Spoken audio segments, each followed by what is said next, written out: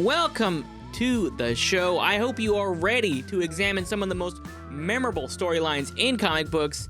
I don't know how to do anything else. I'm your host, Tristan Cooper. I just have no other skills. Who else do I have with me here today? Hey Tristan, I'm Hellman, the mayonnaise demon. Okay. Okay. Half mayonnaise. I thought there would be more of a follow-up here, but No. Okay. We can continue, and we have a brand new guest with us. Hey, it's me. I'm Justin. I'm Justin Hall. Mm-hmm. I draw comics for Dorkly, and sometimes for myself as well. Wow. Yeah. Wow, nice to meet you. Hey. Finally, Justin. Hello. After here. so many years working 5 feet away from you, I finally making eye contact, and I don't like it. I don't. Not a fan. Not a fan. We don't have to continue. I asked to do this over Slack, but apparently wasn't able to do that. Not a call-in show, unfortunately. Oh well, next time. So this week we are reading Hellboy, the Chained Coffin, and others. It is a little bit different than a lot of the other books that we have covered in that it's an anthology book. It's volume 3 out of maybe a dozen. More than that. There's tons and tons of Hellboy stories that aren't even in the line. But I picked this one specifically because it's a series of Monster of the Week episodes. Great. Yeah. And the classic X-Files style, you have the mythology episodes, which in Hellboy's case would be like him coming to grips with being the beast of the apocalypse. But the week-to-week, just sort of like Hellboy runs into mythology and then punches it. Yeah. That's a lot of that in this one. And It made me really sad that we keep getting Hellboy movies because, no, we need a procedural show, like a Law and Order style thing with Hellboy. I just want him having kind of weary adventures week to week, and just be just another week of murdering fairy babies to save other babies. we'll get into that. Before we get into the meat, Justin, could you tell us a little bit about your history with comics and maybe your impressions of Hellboy going into this? Had you seen the movies before, or would you read the comics? Yeah, actually, the movies are kind of my only introduction to Hellboy that I've had before reading this.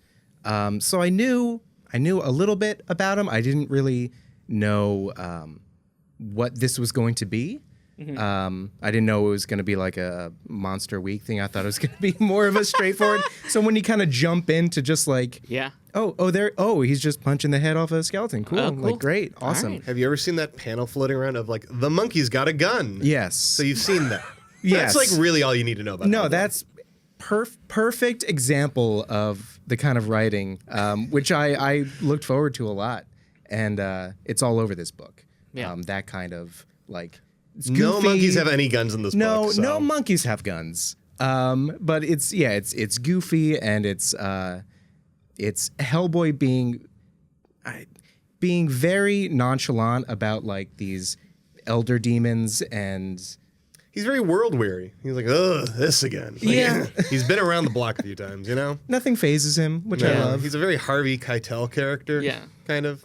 You know Harvey Keitel? Yes. So the book itself kind of just puts you right into things, because obviously we're starting with volume 3. Yeah. But we like to, kind of uncomplicate the comics a little bit with a little segment, Continuity Catch-Up.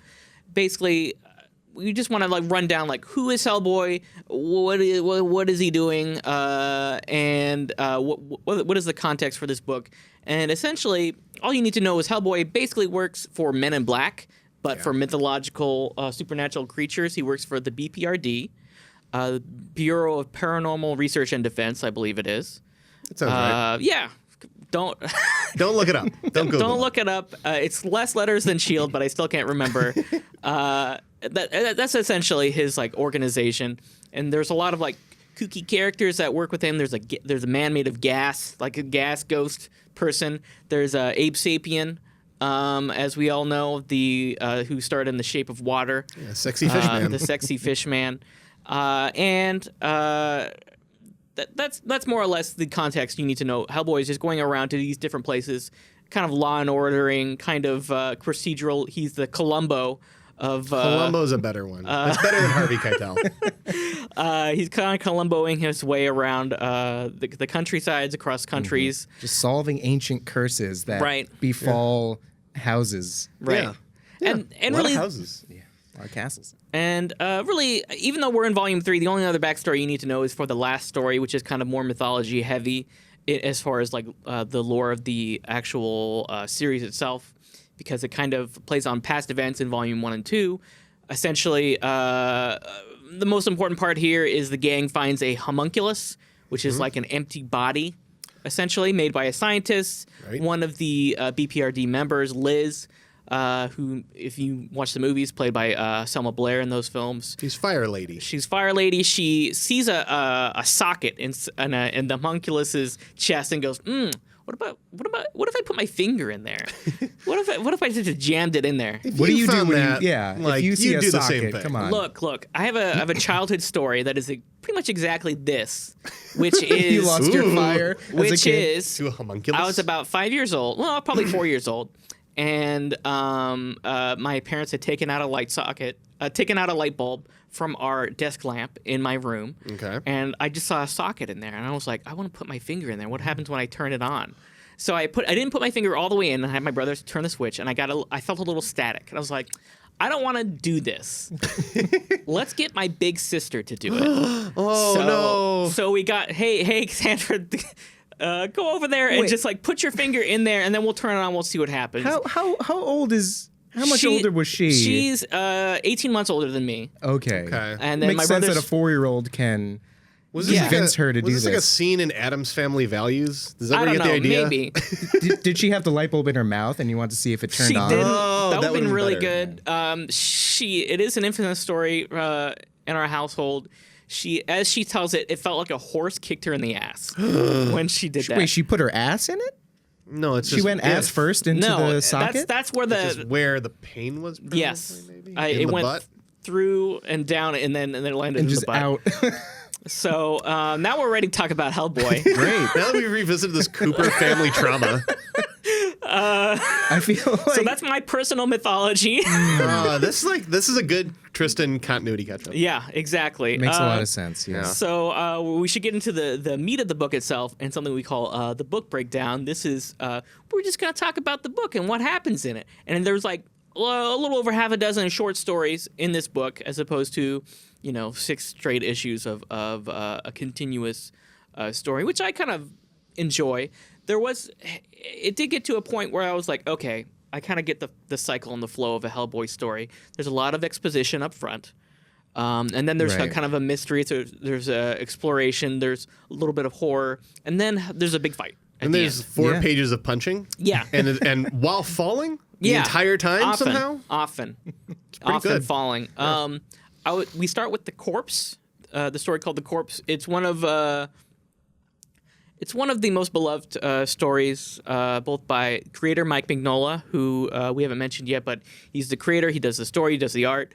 I know that the colorists are Dave Stewart, Matt Hollingsworth, and James Sinclair, and all in different parts of the book. These were all published years and years apart, collected here for the first time for the most part.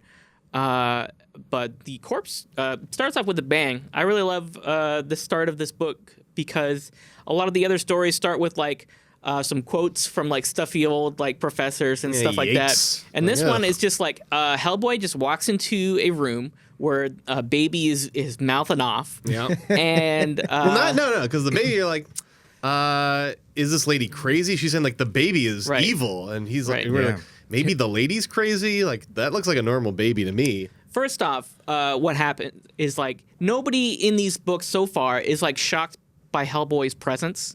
They're Yeah, not he like just kind of walks in and they're like, "Thank God you're here, Hellboy." I like skipping that. I like skipping the whole like, oh, he looks like a demon. He's some sort of boy from hell. And we skip all that. Like, I don't need that in anything anymore ever. I like the idea that like everything in this world is just so casually weird that no one's really fazed by anything. Yeah. That's really nice. It's common in an interesting way, I guess you could say. yeah. Yeah, But- they're like, baby turns into a goblin. They're like, "Oh, Right, the Yeah, fairies this happens. because of the curse and this cursed land. That Of course. crossroads down Of there, you course. don't go there because of all the demons. that are Right, there. everyone So- knows that. The baby in question, as we mentioned, is secretly a fairy, an Irish fairy, which Not the fun kind of fairy. it's not the fun. It's not Thumbelina No. or Fern Gully. Fern Gully. It's Gully. not Sorry. Fern Gully. It's what is Tinkerbell? It's not Tinkerbell. It's not Tinkerbell. It's not that. It's they're more like flying gremlins. Yeah. Essentially. And they hate iron, and that is like that's a mythological thing. Like there's I want to say there was like you would put iron spikes around in a circle. I could be just making this up. To like protect from fairies. It's different from the fairy circles with the mushrooms, etc. Yeah, which they can fly. So, but yeah. good job. Maybe think about that one a little harder. So basically, Hellboy like just like sizzles this baby. Yeah, just like with grab, iron. like with no hesitation. Like I'm just gonna. Well, I'm very confident this baby is an evil fairy. Yes. It's great. I mean, well, was it a hot poker or was it just Oh, because no. it was just because it was a fairy. iron, right? Yeah. Yeah. Mhm. Babies So- are also allergic to iron. Babies hate being hung upside down by iron. just squeezed by their they ankles. don't like it. So essentially, Hellboy goes off looking for this missing baby.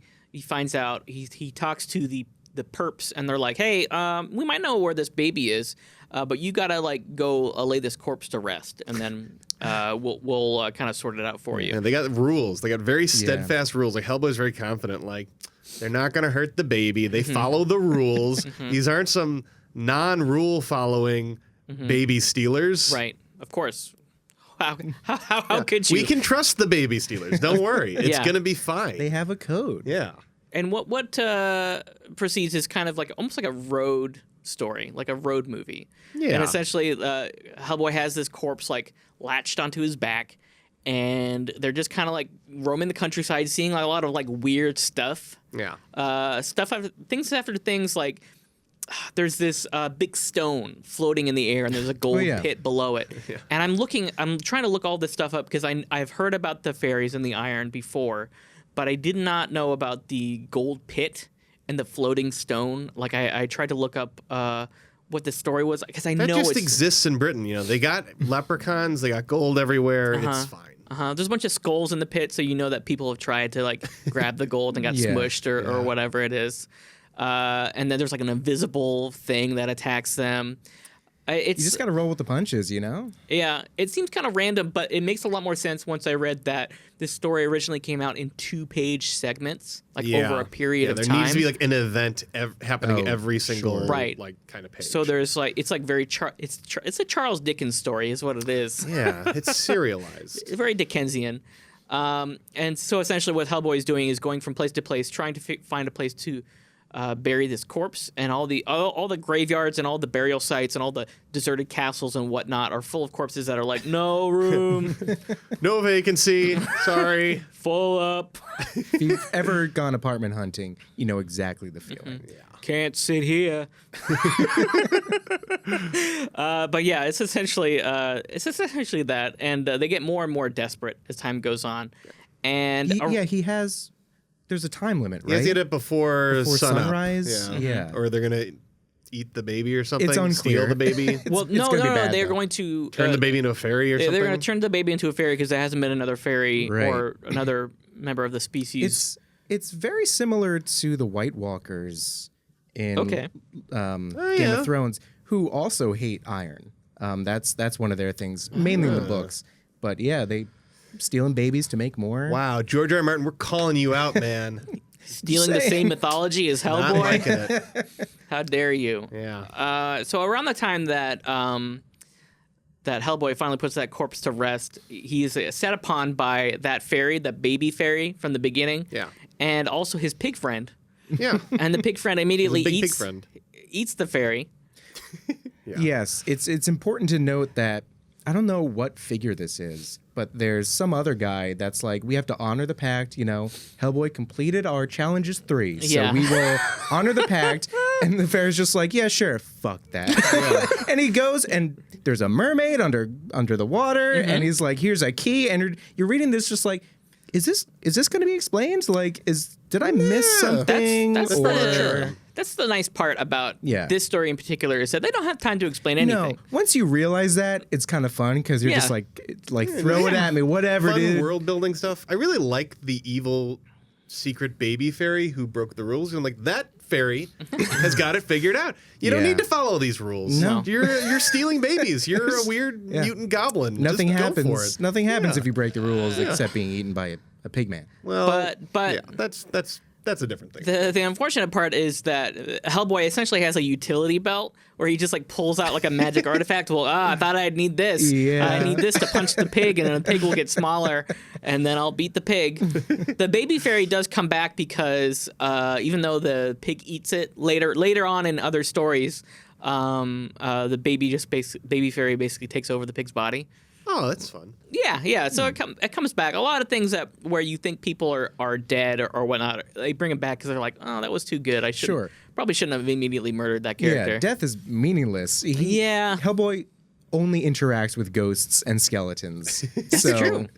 why That's should true. dying matter? And like he's not scared because like he's just also a monster, and that's sort of the thing is like he's basically the thing.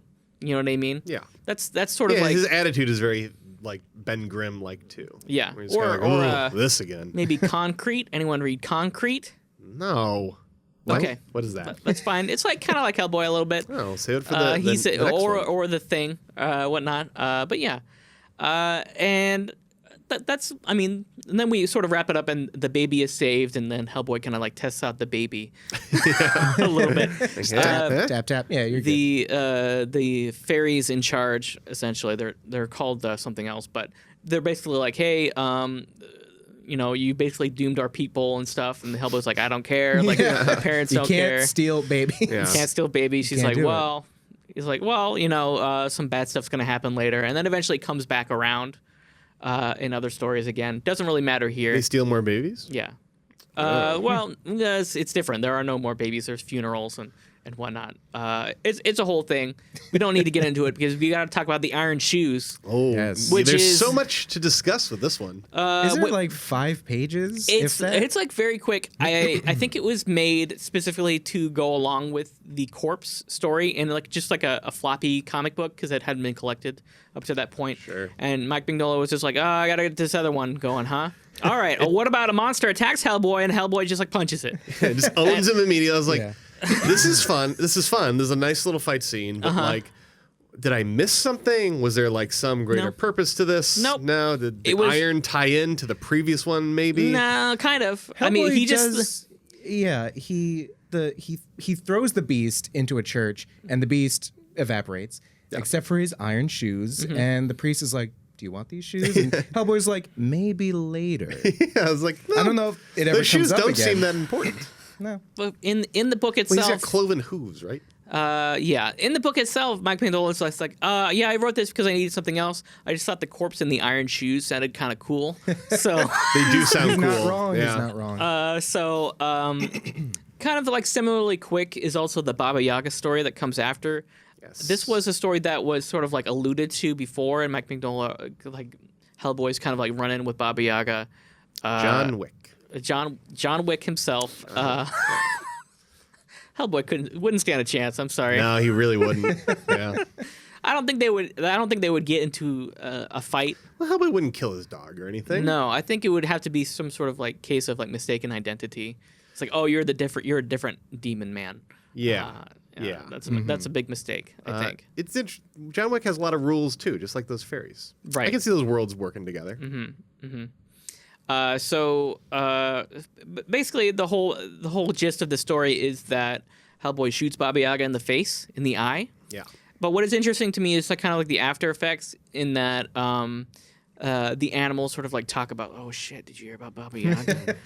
Oh man, she got shot in the face, and it's like, well, Baba Yaga's obviously not dead. Baba Yaga like comes back for Yeah, the other, bear other sets him things. straight.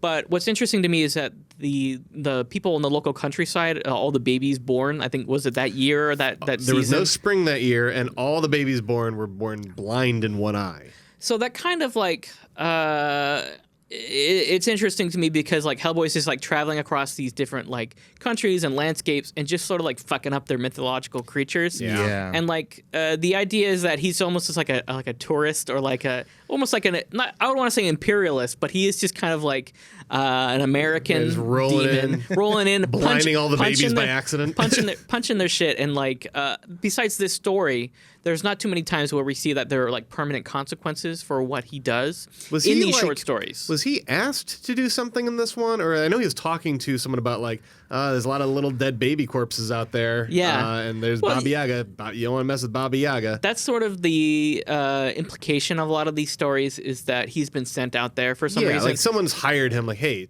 something's bad. He's happening. both Mulder and Scully in one. That's true. But neither of those, like, I don't think. He's more of a Skinner, I think. Yeah.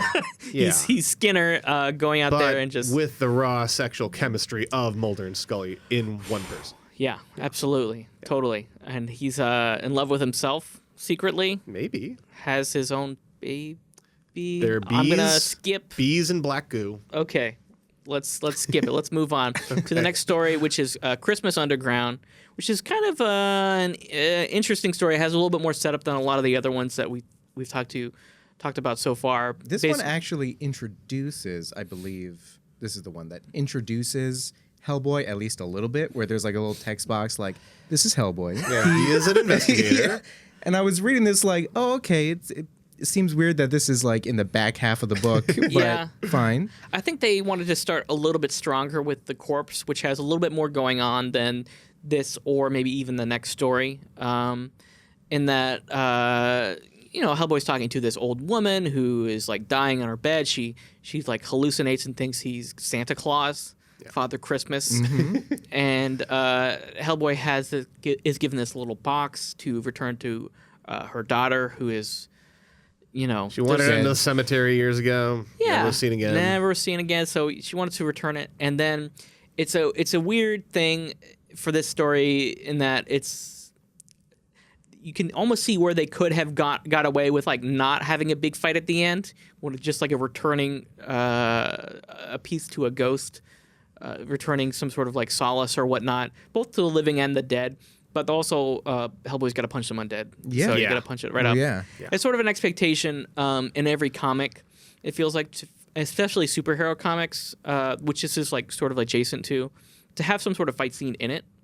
Like at all times, when you Stan Lee said, and maybe I've mentioned this before, like every comic book is someone's first comic book, and every comic book is someone's last comic book. So you need to have like a lot of in case they die while they read it. Want to end on a high note? Yeah, I want to they got to have a fight scene while they're dying. Fuck! This is so cool.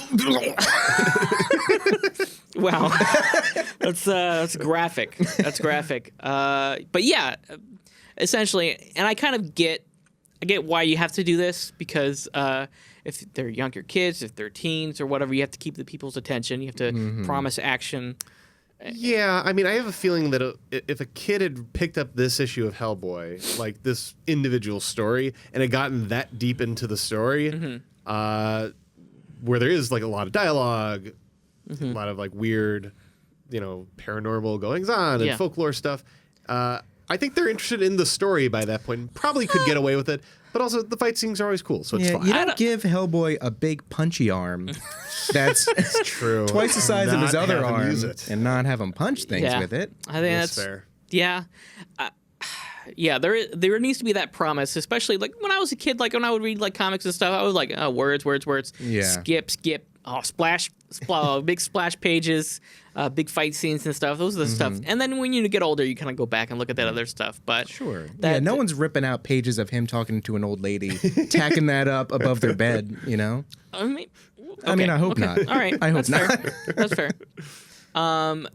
So that's, I mean, this one, like, maybe it should have, but it didn't leave as much of an impression on me. The story ends with the castle burning and the lady.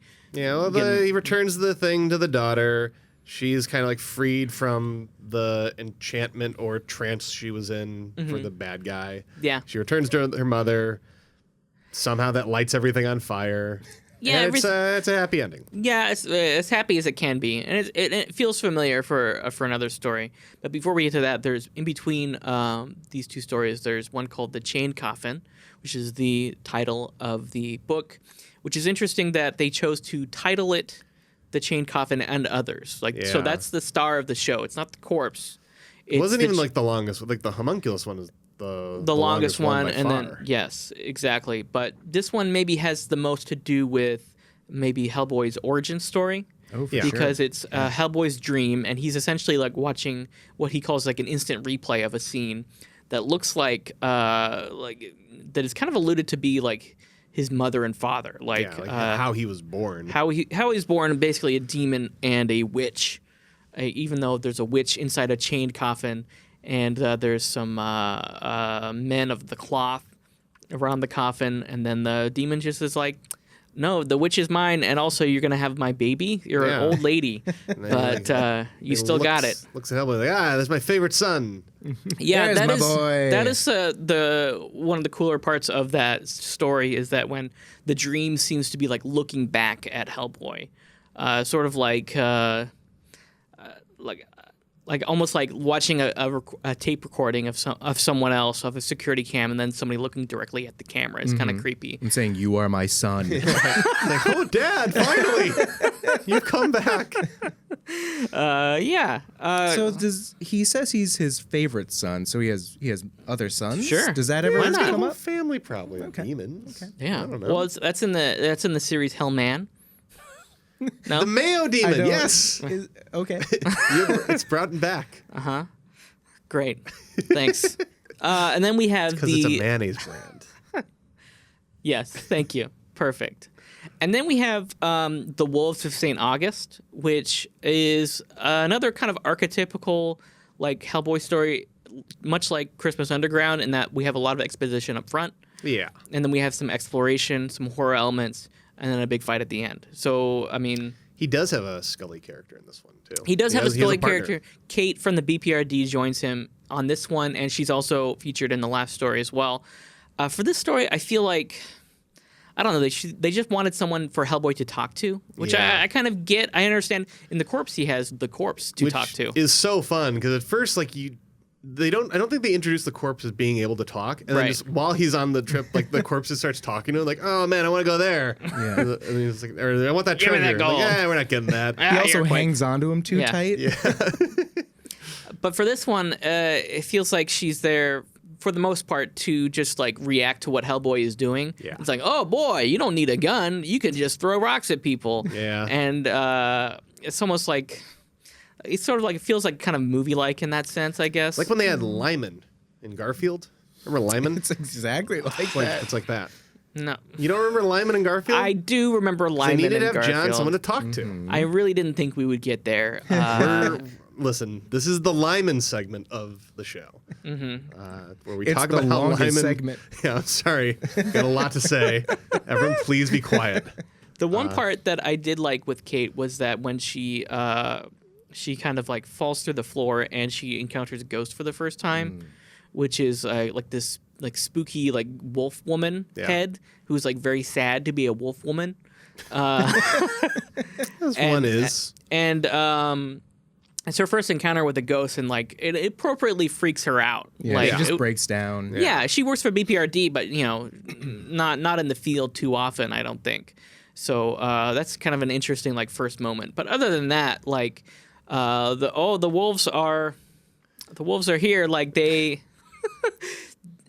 there's this cursed place. Like some people come up to this church, this abandoned church, and they want to have a mass there. Yep. This guy who is obviously totally not the bad guy at all. No, he just comes looks up. like a vampire. He just looks Yeah. like a vampire, and he's like, "Hey, don't do this. This is bad. Follow me down to the catacombs real quick. You're alone, right? Good. And Good. so Hellboy and Kate are there because like there was a mass murder. Get it? Mass. That didn't click is, with me. is so that that's supposed good. to be No, a pun? I made it a pun. Well, you Here got it that. is. great? Here it You're is, welcome, everyone. Mike Mignola. So We're calling everyone out this yeah, episode. wow, it's very good. George R. R. Martin, Lyman, Mike yes. Mignola. It does have a really good moment where the wolf reveals himself by like slicing open his skin. Oh, yeah. Right from top to bottom. Yeah. Just ripping it open and revealing that he is 30 feet tall and a wolf. Just really packed in tight there. Finally. He's like vacuum sealed. He's like that kind of like it's kind of like as seen on TV, those little vacuum things that you do for your luggage or storage or whatnot. But he's like vacuum sealed inside of like a vampire body. And then it's a big fight scene. This is like maybe the longest fight scene, straight really fight scene in the book. And like it looks nice, and they're always falling, as you mentioned. Yeah, they always seem to be just plummeting. Hellboy's always got really tiny feet, which is great. He's like 90% torso. Yep, that lines up. Yeah, all the shadow work is good. The art throughout the entire book is amazing, but like, totally. Really in a lot of the fight scenes, like really fun use of shadow and stuff to draw your eye to different stuff. Justin, you draw things. Occasionally. What did you think about the Is that drawings? what you do here? That's one of the things I do here. I loved the art in this. As I said, I have not read a Hellboy, so I didn't really know what to expect. This is very different than the kinds of like DC and Marvel comics you see. As an artist, it like you see it and you're kind of like, like I could do something like this, and not. It's like a musician hearing somebody play like a great song just on an acoustic guitar and being like, that's easy. Like, I could do that. Yeah. But you still get that little like, maybe I should try to, because it's all shadow, like you said. Yeah. You can barely see anything. You never see Hellboy like fully. He's always like just like a line of red. Yeah. But in doing that, it evokes so much, and it's not like crazy colors and shading and highlights and splash pages. It's all just like pen work and broad, flat colors, which they've managed to like evoke entire worlds really brilliantly. But yeah, I can do it, and I will. And I'm going to do it. I'm going to make my own. Calling you out, Magnolia. Watch out. Hellboy. Hellboy. Yes. It's coming up. Oh, you could have two strong hands. Oh, shit. Oh, man. Just two strong legs, too. Oh, just yeah, like, strong everything. Here I come, demons. He's basically what's that kid from Christmas Story in his like winter getup or whatever. Yeah, just kind of like, and he just falls over and like he's just constantly falling throughout the whole story, just punching things on the way down. Well, his feet are also fists. Yes, so yes. It's not good for staying up. This is good. This is great. Yeah. No, I'm looking forward to it. We have one last story, and it is the lore-heavy story, Almost Colossus, which sees the return of the homunculus. And the return of the He was in a previous story. Yeah, okay. That's what we were talking about at the very beginning I zoned of out. the show. I thought you said you'd seen the show before, but I guess you're not even here right now, are you? No. Okay. No. They kind of lightly allude to it in the beginning. They're like, this is here from somewhere else. Like, something led this to be here. There is like kind of like a recap page. And again, since this is lore heavy, there's the info dump at the beginning is even heavier than normal. Yeah.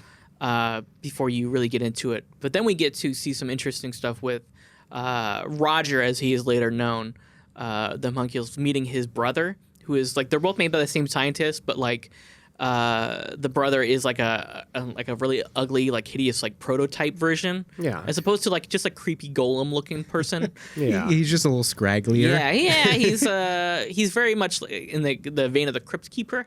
Yeah. He's a lot bumpier and whatnot. He's got Bumpier, redder eyes. Yeah. But like that's it. And he keeps on saying that his brother is more beautiful.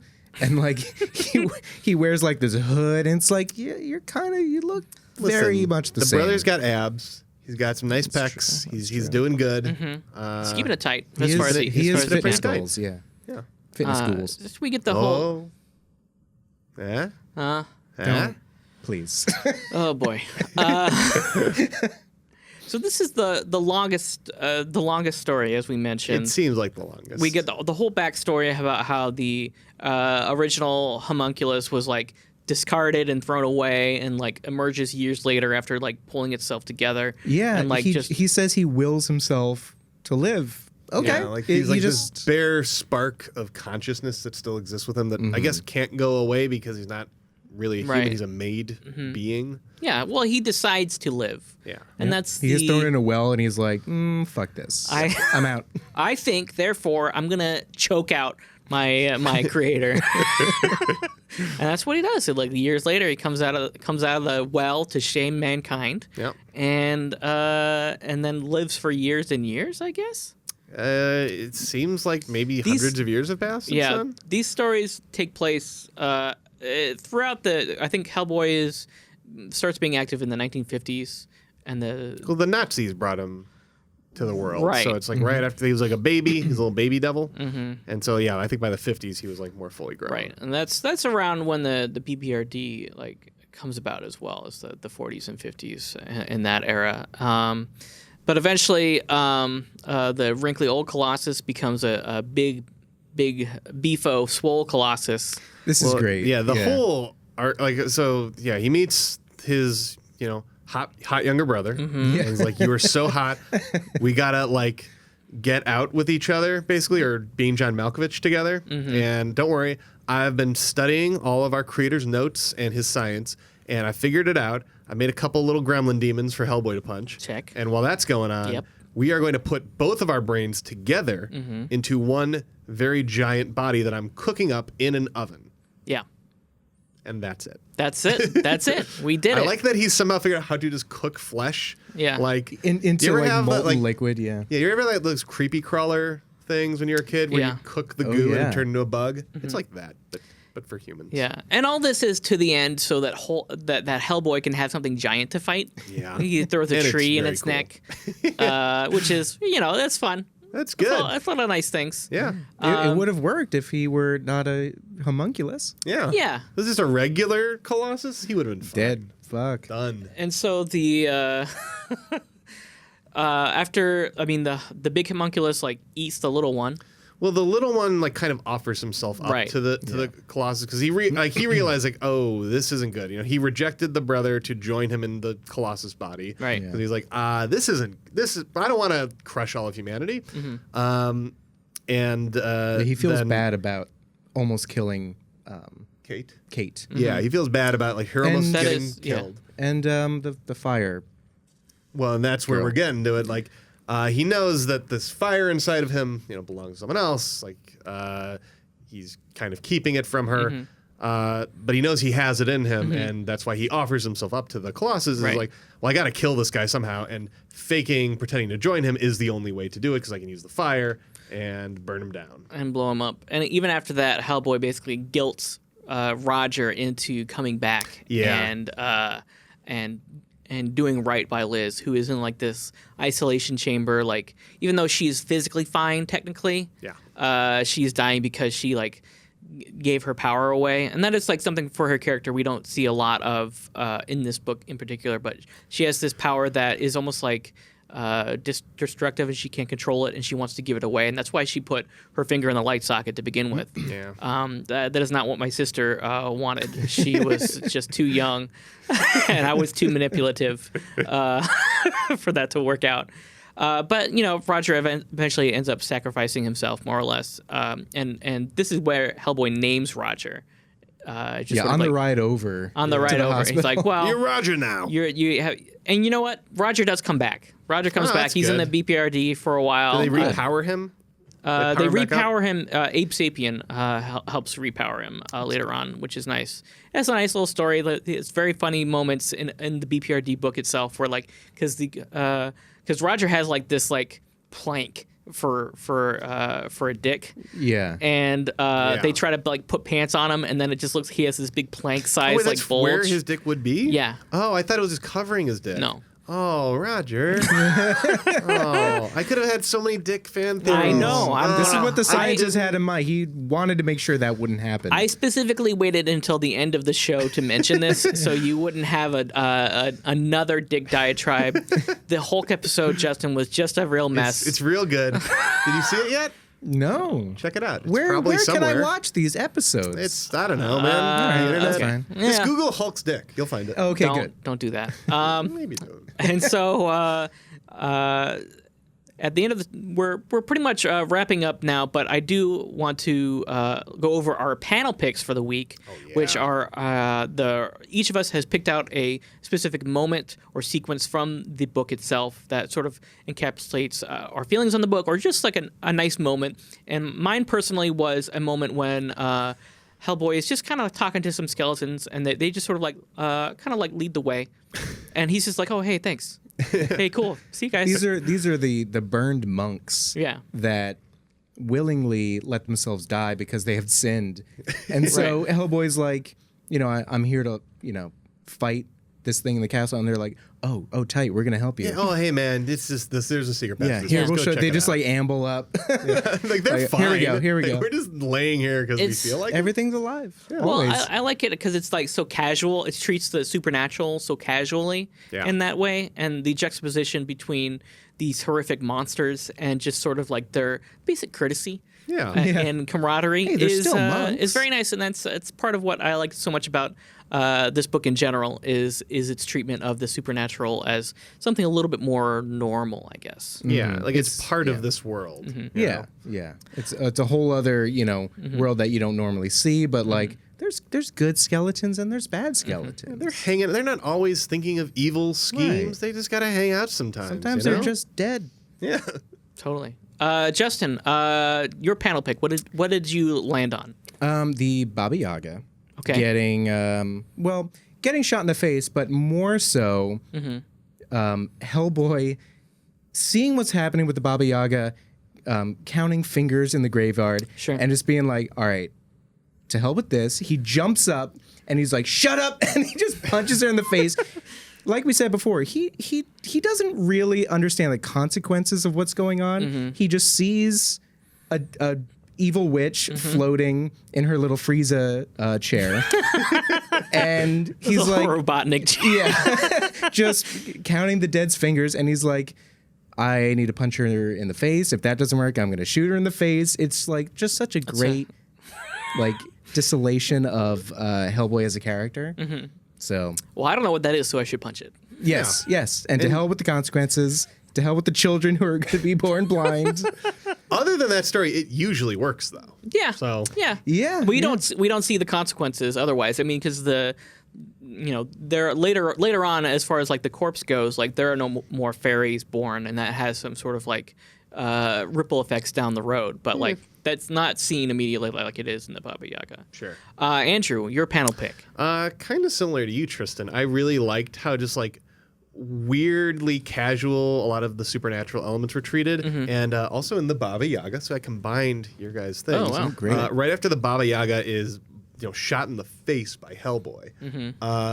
These animals just start gossiping together, and they're like, "Oh my god, did you hear what happened to the Baba Yaga? Crazy! She got shot in the face. She's super dead." And it's like I just love the idea of like a crow, a frog, and like a mouse or something just being like, about this? Oh my god, it's crazy. In the Russian countryside. Yeah, in the Russian and like a lot of other points in the book, it'll cut to an animal like a bird or a mouse, and its eyes will be kind of bright, and it'll indicate almost like they're like a thrall of a demon who's spying or peering on other characters. But this reveals like, no, they're just gossipy bitches. That's it. That's it. They're like, oh my god, that's it. It is cool to see sort of like the world like continue and the supernatural continue to move on like outside of Hellboy. Yeah. Because Hellboy isn't in that scene, but no one's observing this other than exactly. Yeah. So that's kind of nice to just sort of like build that out otherwise, because like no one's asking like, where's Hellboy like in the scene itself,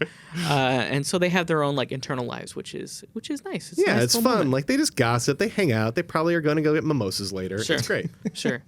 All right. Well, that about wraps up our time. Justin, what did you think? What were your impressions? Does this make you want to read more Hellboy? Yes, it does. This ruled, and and I loved it.